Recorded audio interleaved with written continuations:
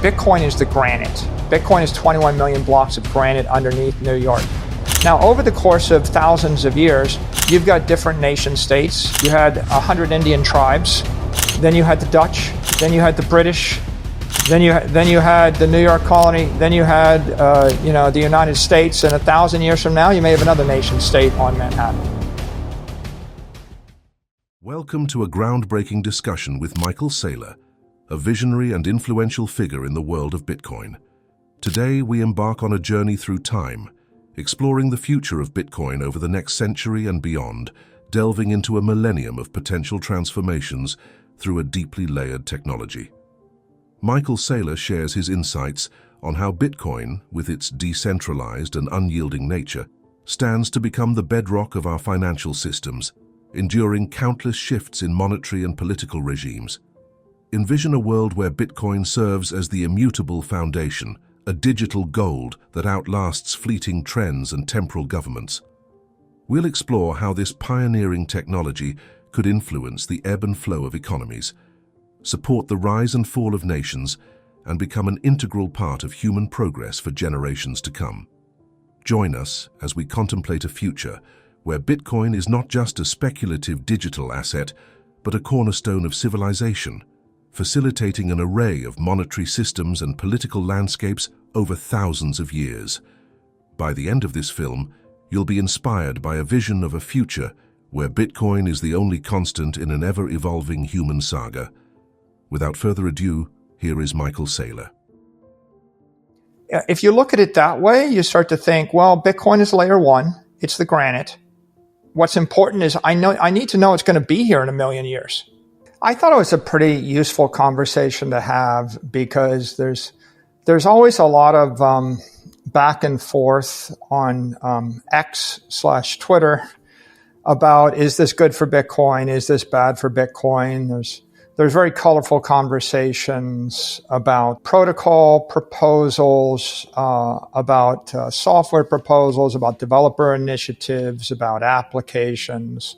The latest is, all the debate around ordinals, inscriptions, BRC20 tokens, but you've always got covenants and drive chains. And if we look back, right, probably the most formative period in the history of Bitcoin was the block size wars, and the network and defined Bitcoin in a very strong fashion.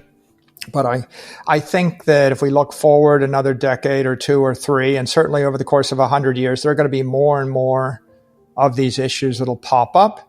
There'll be more constituents that will get involved in the discussion.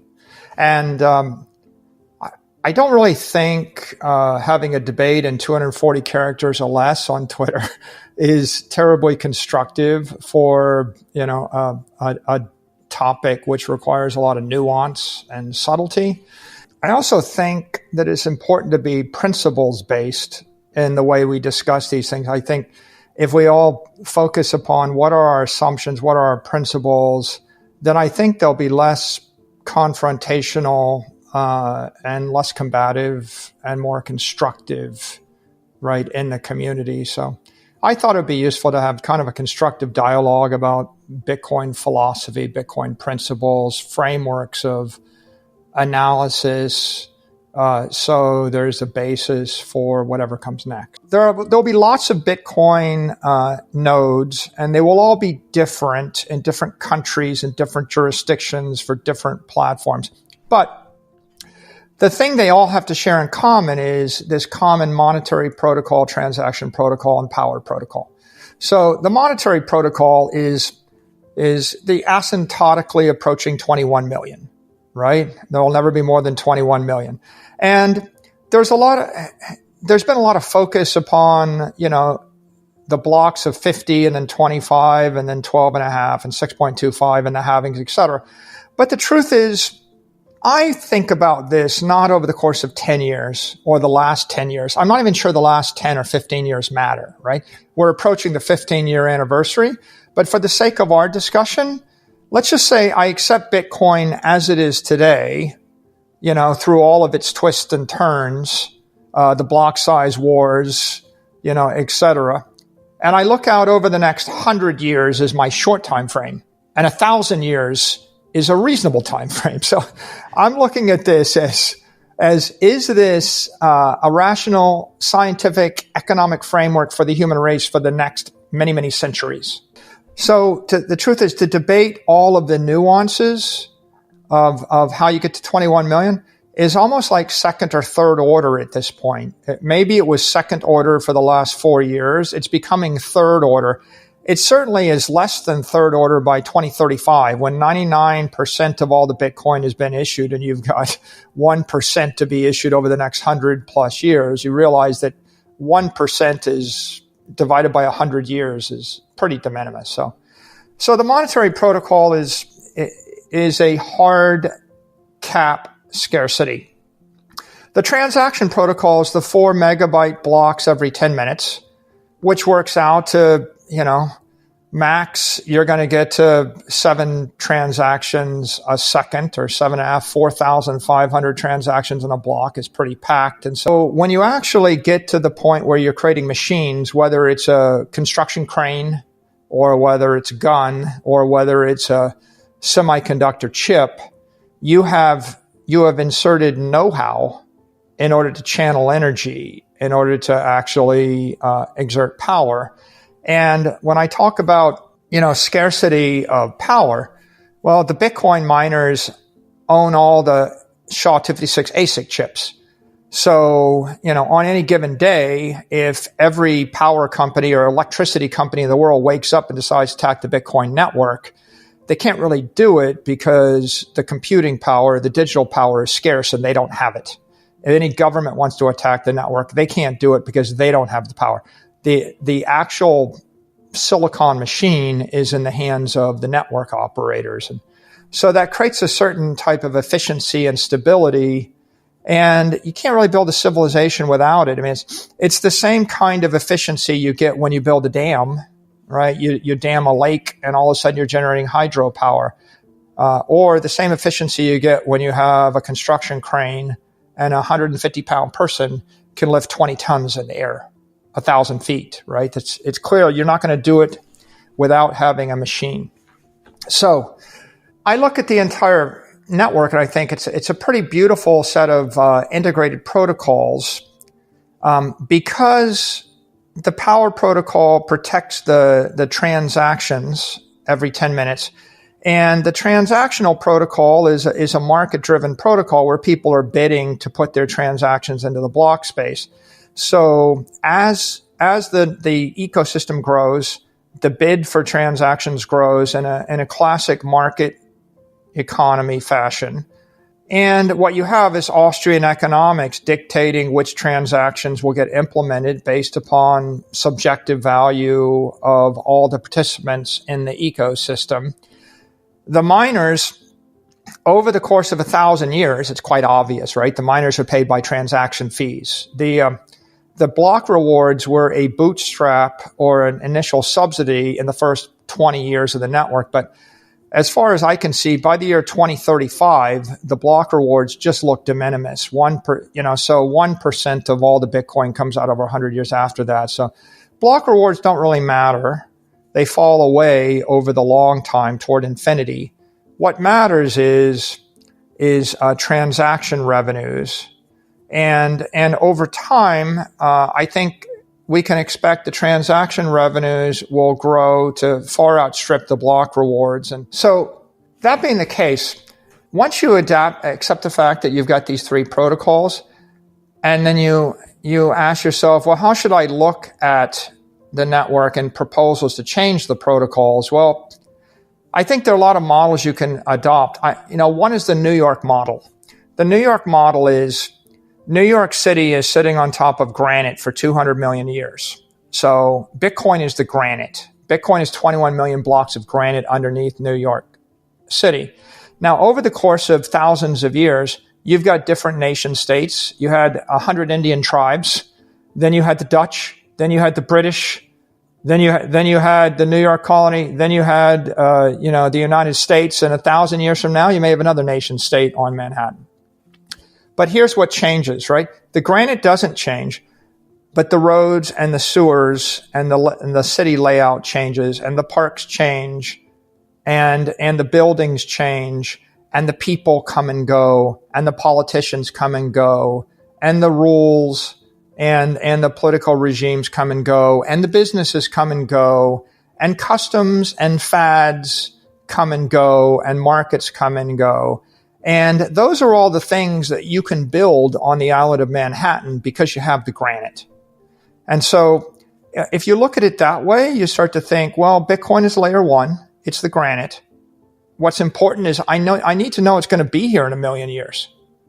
That's what at the very least, I build a building. I need to know it's going to be here in 100 years.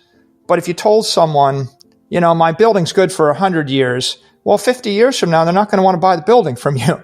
You really want to know the land that the building is built on is good for 1,000 years. If I forecast a sinkhole in the middle of an acre of Manhattan in 37 years, it wreaks havoc with the economy, in that jurisdiction. So it's very important that you have that kind of outlook and stability. The layer 2s, the layer 3s, the layer 4s, and the layer 5s, and the layer 6s can all have very high frequency evolution. And there's not that much to risk. Whether Lightning and open permissionless layer 2 will compete with other open permissionless layer 2s. You can have competition. We don't have to agree on which one is the right one. You can have layer 3s. You can have Bitcoin moving from Cash App to Coinbase, across somebody else's mobile app. And the layer 3s can come and go. You can have layer 4s and layer 5s, applications and services and derivatives. You can have this ETF and it can be replaced by that ETF. They can come and go as well. And then there'll be people that will actually create derivatives of derivatives. I've got an ETF, I trade options on it, and then I create an ETF to trade the options on the ETF. And, you could think, well, these are stupid things, right? And maybe they are, right? Art in New York City will come and go. The art of 1700 is different than the art of 1000 BC, is different than the art of 2000 AD. I mean, they'll change all these things. So everything else would change, and then you would think these mere mortals are debating, this and that. Like Gramercy Park, the use of it, that's been significant for 100 years, but over 1,000 years, insignificant. And so I think that the New York model is kind of helpful. I think that if you take another view of the protocol that's helpful, Bitcoin is our universal rational economic protocol. Well, English, math, fire, electricity, and gold, those are 5 other protocols. English is a protocol that, has been around about 1,000 years. It's changed a bit. There's a lot of debates, but for example, there are certain things you can't say with the English language in certain countries, and yet we speak English. Right? So your 3-year-old probably can't use the English language the way you use the English language. And if you were in a court, you wouldn't use the English language the same way. And if you were in a foreign country, humbly submit to the market economy. And we say, we just want a protocol to allow humanity to pursue its million different aims with high frequency every minute, hour, day, week, year, decade. Right? It kind of gives us a really nice framework for thinking about Bitcoin. And I think when I look at it, I just say Bitcoin's a global, dynamic cyber economy. And we want it to be open, transparent, permissionless, timeless, immutable, fair. And Satoshi got pretty damn close with the first iteration, and you could say there are some second order tweaks to it over the next 15 years through SegWit and Taproot. But at this point, it feels to me like we've achieved that. And on the margin, there have been hundreds of attempts that failed. You could almost argue, not hundreds, but thousands, tens of thousands, or hundreds of thousands of attempts that have failed. We have long-term protocol. We can create economic machines. And there's this debate in the community, but most of the community debate is Bitcoin developers that actually want to change, change the core protocols They have ideas for how to make it more functional and more performant. But really, I think that Bitcoin has already offered us the ability to create a $100 trillion economy without changing any of the protocol. And you have this interesting trade-off, which is the more you screw with the underlying protocol, the more you interfere with the rest of the economy and all of, layer 2, layer 3, layer 4, layer 5. So let me change subjects to one other point, which is I think there's a lot of debate because of people's vision of what Bitcoin should be. For example, cryptocurrency has saddled the entire industry with so much baggage, because if you believe that Bitcoin is a digital currency, you immediately put yourself in opposition to nation states, banks, political currencies, governments, laws, etc., and you're by necessity a rebel. Because to be able to use Bitcoin as a currency, you have to actively break laws or topple regimes, and that's a very combative view of the world. Most medicine and most law is iatrogenic. It's kind of amusing, there's so many examples in history where the historian studies history, and this has been said in 500 BC, in 100 AD, in 700 AD, in 1200 AD, in 1500 AD, modern times. But basically what's said is doctors multiply the ailments with their cures, and the lawyers multiply the disagreements with their laws. The doctors want to prescribe and operate. The lawyers want to legislate and litigate. That's what they do. And so when you think about Bitcoin's protocol, Bitcoin core developers or protocol developers, they want to fix something or they want to make a contribution because it's in their DNA. But developers are just the lawyers of cyberspace. And when developers show up and they're invited to opine on the protocol, they want to actually introduce a piece of code to make it better. And and it's always, well, I can speculate a circumstance under which we might need this.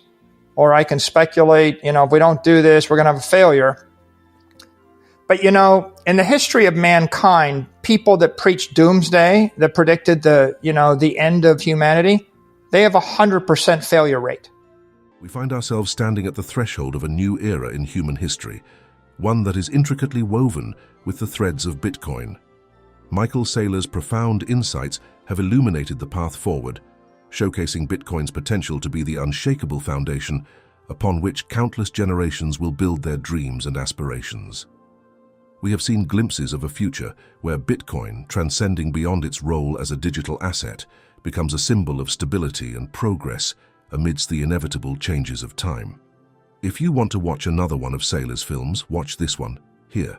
Don't forget to like this video and subscribe to our channel for more thought-provoking content as we continue to explore the fascinating world of Bitcoin and its impact on our collective future. We'll see you next time.